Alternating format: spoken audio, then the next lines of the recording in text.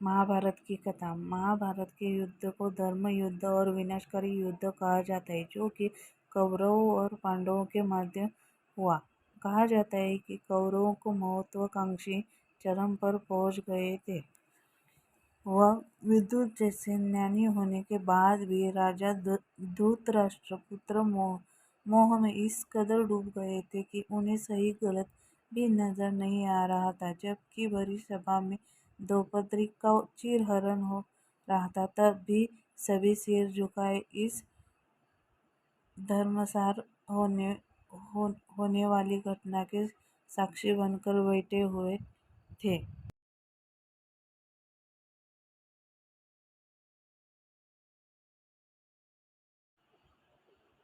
महाभारत के युद्ध में कौरव अधर्म और पांडव धर्म के साथ कुरुक्षेत्र के मैदान में लड़े। महाभारत युद्ध के दौरान ऐसी कई विशेष घटनाएं घटित हुई जो आज भी लोगों के लिए शिक्षा, क्षेत्र, संदेश और उपदेश की तरह है।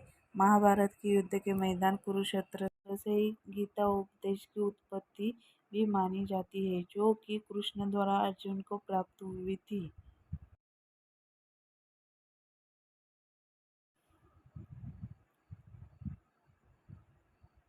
कितने दिनों तक चला था महाभारत का युद्ध?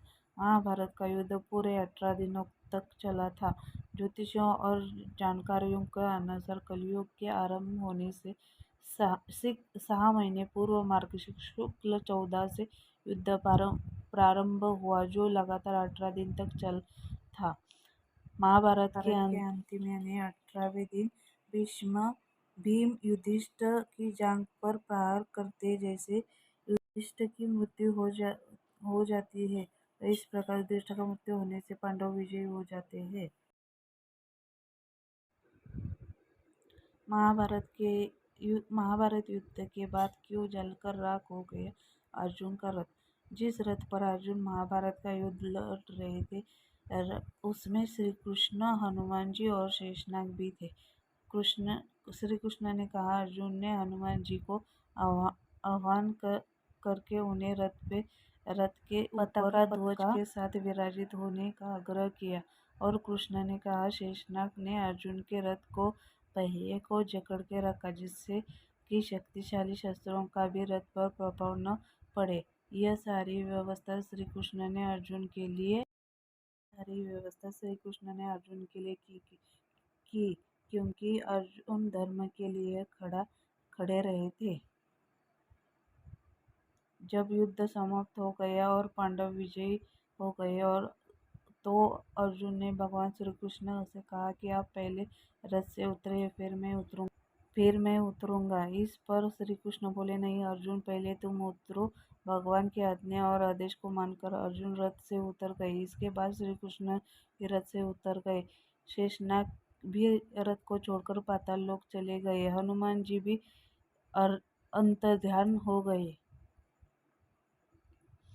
श्री कृष्ण रथ से उतरने के बाद अर्जुन को कुछ दूर ले गए और इतने में ही अर्जुन के रथ के अग्नि की लपटें में निगलने लगी और रथ धू धू करके जलकर राख हो गया। अर्जुन ने आश्चर्य होकर श्री कृष्ण से पूछा, भगवान ये क्या हुआ? कृष्ण बोले, हे अर्जुन, यह रथ तो भीष्म पितामह, द्रोणाचार्य और कर्ण के दिव्यास्त्रों के वार से बहुत ही पहले ही जल चुका था, क्योंकि पाताल के लिए हनुमान जी और स्वयं रथ पर थे। इसीलिए रथ में संकल्प से चल रहा था। कार्य पूरा हो चुका है, इसलिए मैंने उससे किया और इसीलिए रथ भस्म हो गया।